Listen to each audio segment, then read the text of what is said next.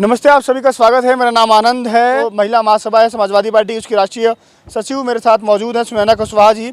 बड़ी मुखरता से अपनी बातचीत रखती हैं, इनसे बातचीत करेंगे। कि समाजवादी पार्टी का जो दर्शन है, जो विजन है, वो लोहिया और बी आर अम्बेडकर के सिद्धांतों वाली पार्टी है।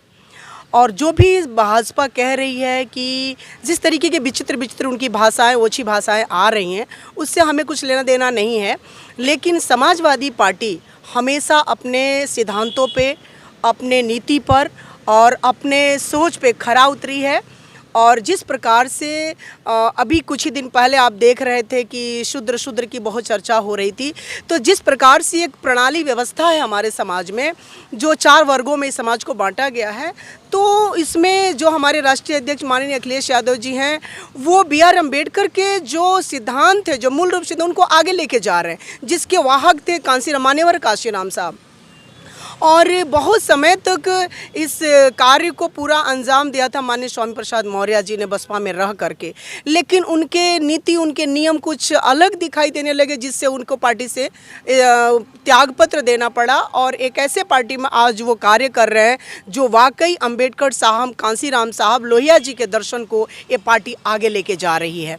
और 2024 के चुनाव में ये पूरी तैनाती के साथ, चाहे वो शूद्र अपने आप को कह लें, चाहे दलित अपने आप को कह लें, या ओबीसी कह लें, या क्या बोलते हैं आदिवासी कह लें, सब लोग समाजवादी पार्टी की तरफ देख रहा है। क्योंकि एक आशा है, एक ऐसा आशा है माननीय राष्ट्रीय अध्यक्ष जी से कि वो जो बोलते हैं, इतने सारे कटाक्ष होने के बावजूद भी अपनी धैर्यता को, अपनी शालीनता को, अपनी नम्रता को और अपने समाजवाद के दर्शन को कहीं मलिन नहीं होने दिया।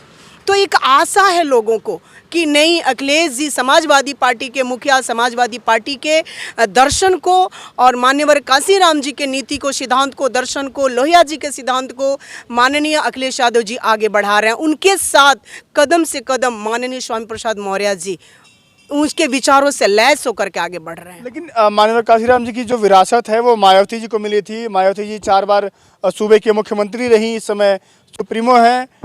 वो कैसे देखती है, कैसे राजनीति से वो थोड़ी शांत हो गई हैं, चर्चाएं नहीं आती, कोई प्रतिक्रिया नहीं आती है, और सवाल भी पूछती हैं तो सपा से सवाल पूछती हैं, जबकि सरकार भाजपा की है सूबे में। देखिए, ये प्रतिशोध की एक भावना है और विरासत पुश्तैनी नहीं है कि हम राजा हैं तो हमारा बेटा ही राजा होगा। राजनीति में, पॉलिटिक्स में विचारों की अहमियत होती है।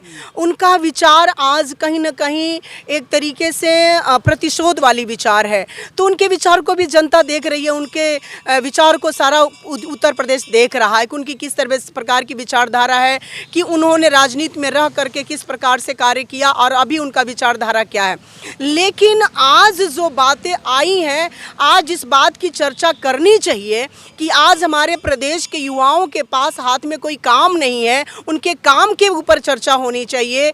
जिस प्रकार से हमारी यूपी की बेटियां असुरक्षित हैं, उनको सुरक्षा के विषय में बात होनी चाहिए। जिस प्रकार से आज किसान बदहाल है, उनकी बदहाली के विषय में बात होनी चाहिए।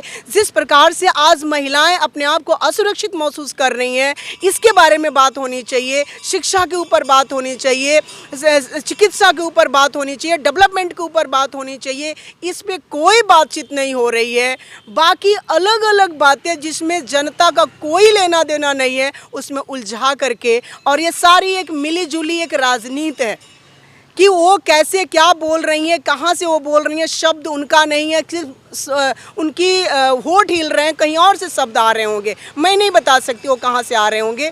लेकिन आज जो कार्य मान्यवर कांशीराम जी के दर्शन को जो आगे ले जाया जा रहा है, जो समाजवादी पार्टी के मुखिया माननीय अखिलेश यादव जी और हमारे MLC साहब माननीय स्वामी प्रसाद मौर्य जी जो कार्य कर रहे हैं, वाकई सैल्यूट के योग्य है और सराहनीय है। जिस प्रकार से अपने समाज को वो लोग जोड़ने में और पूरी तरीके से ज़मीन पे, धरातल पे उतरे हैं, मैं विश्वास करती हूँ जिस निष्ठा, जिस लगन से उतरे हैं, उनकी पीड़ा को, उनकी दर्द को, उनकी लगन को इस देश की, प्रदेश की जनता देख रही है। और 2024 में जो त्रस्त है बेरोजगारी से, असुरक्षा से और तमाम बातों से जो पीड़ित है, जो अपने बच्चों को उचित शिक्षा नहीं दिला पा रहे हैं, जो अपनी बेटियों की सुरक्षा नहीं दिला पा रहे हैं। खाने पीने को 5 किलो राशन समय पे मिल जा रहा है, गैस सिलेंडर की मिल जा रहा है उज्ज्वला योजना के तहत, और शौचालय हो, तमाम चीज़ें तो मिल रही है ना जनता को। जनता लगातार कह रही है बीजेपी सरकार गिनवा रही है अपने काम। एक बात बताएं, बीजेपी के एक बहुत ही क्या बोलेंगे आदर्श एक क्या प्रधानमंत्री रहे अटल बिहारी वाजपेयी जी, उनका एक स्टेटमेंट मैंने पढ़ा था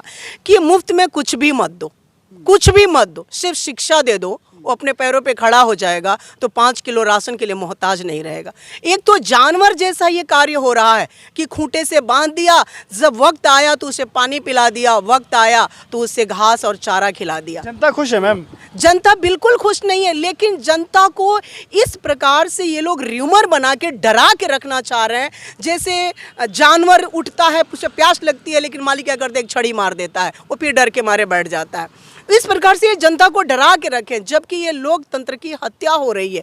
इस लोकतंत्र में सबको बोलने का अधिकार है, सबकी बातें, अपनी बातें मुखर से कहने का अधिकार है, लेकिन कौन रोक रहा है फिर? आप एक बात समझ रहे हैं, रोकने के लिए इसमें वर्तमान सरकार जो है, आप देख रहे हैं कि कोई कुछ भी बोल दे रहा है, गीत भी गा दे रहा है, या कुछ भी अपने अधिकार की बात कर ले रहा है, या रोजगार मांग ले रहा है, या सुरक्षा की बात कर रहा है, तो वहाँ तरह तरह के FIR हो जा रहे हैं, नोटिसें आ रही हैं, उनको जेल भेज दिया जा रहा है, तरह तरह की बातें हो रही हैं। क्या ये नियम कानून सिर्फ विपक्ष के लिए है?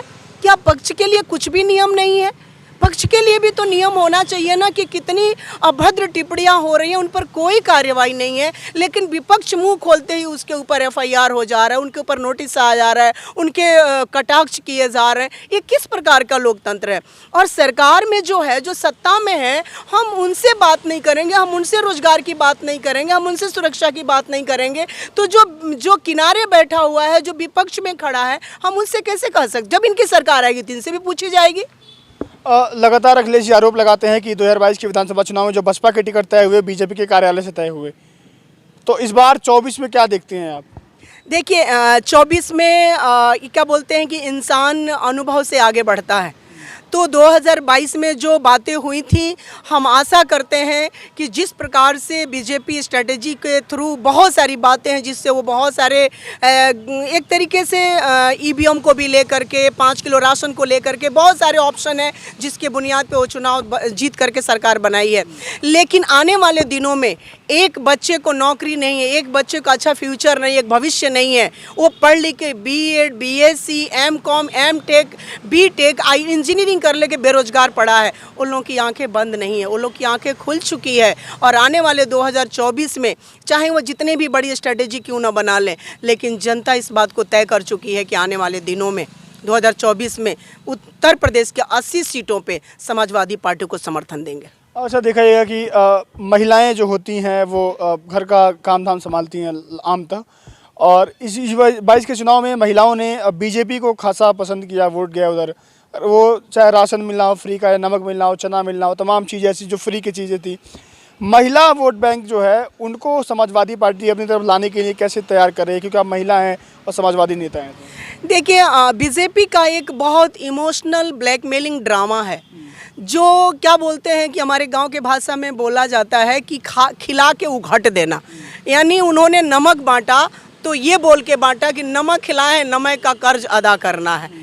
और महिलाएं एक ममता भरी होती हैं, एक ममतामयी होती हैं, तो वो इस बात से इमोशनल में आ गई कि कहीं सच में भैया अगर ये नमक खिलाएं, नमक का कर्ज अदा नहीं करेंगे तो कुछ मेरे साथ बुरा ना हो जाए, 24 में फिर खिला देंगे नमक। लेकिन अब इस बात को, एक ही चीज़ को बार बार हम रिपीट नहीं कर सकते हैं। लोगों को समझ आ गया कि नमक खिला करके खुद नमक हलाली कर रहे हैं, लोगों के पेट में दाना डालकर किडनी ही निकाल लेने वाली बात हो गई। तो ऐसा बार बार धोखा नहीं होगा, जनता इस बात को समझ, क्योंकि वो माँ सिर्फ माँ इसलिए है क्योंकि उसके बेटे का फ्यूचर भी अंधकार में, उसको भी ये बात दिखाई दे रही है। उसका पति आज बेरोजगार बैठा है, उसके बच्चे का कोई शिक्षा नहीं है। एक साधारण व्यक्ति कोई चाहे कि अपने बच्चे को हम इंग्लिश मीडियम में पढ़ा लें तो ये असंभव ही नहीं, नामुमकिन है।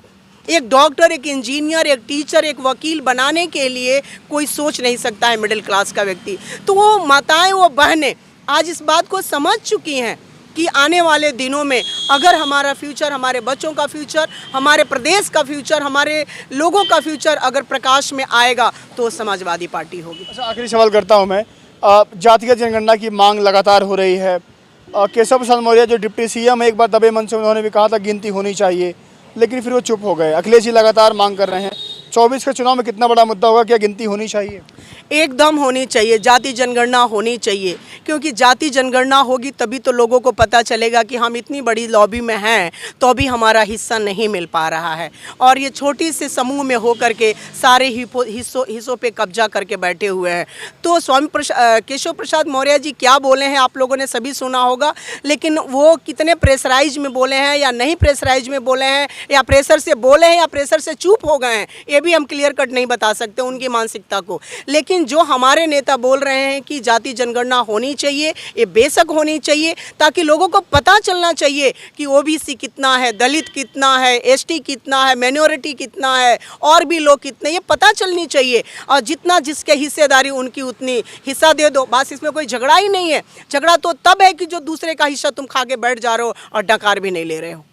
चलिए, मेरे साथ तमाम मुद्दों बातचीत करने के लिए समाजवादी पार्टी की राष्ट्रीय महिला सभा की सचिव मौजूद थी, सुनैना कुशवाहा जी। उनसे तमाम मुद्दों पर बातचीत हुई, चाहे वो जातिगत जनगणना हो या 24 के चुनाव को किस तरह से दलित वोट बैंक है उसको अपनी तरफ लाना हो, या महंगाई बेरोजगारी हो, या महिला जो वोट बैंक है जो बीजेपी की तरफ गया था 22 के चुनाव में, 24 में कैसे वो सपा की तरफ आएगा। हालांकि समाजवादी पार्टी जब से चुनाव लड़ना शुरू हुआ है या 92 में पार्टी का स्थापना हुआ, उसके बाद से हर एक चुनाव में देखा जाए तो जो वोट बैंक है समाजवादी पार्टी का कभी कम नहीं हुआ है, हमेशा बढ़ा है। इस बार भी उसका वोट बैंक जो गठबंधन के साथ था वो 36% था और अपना खुद का वोट बैंक 38% था।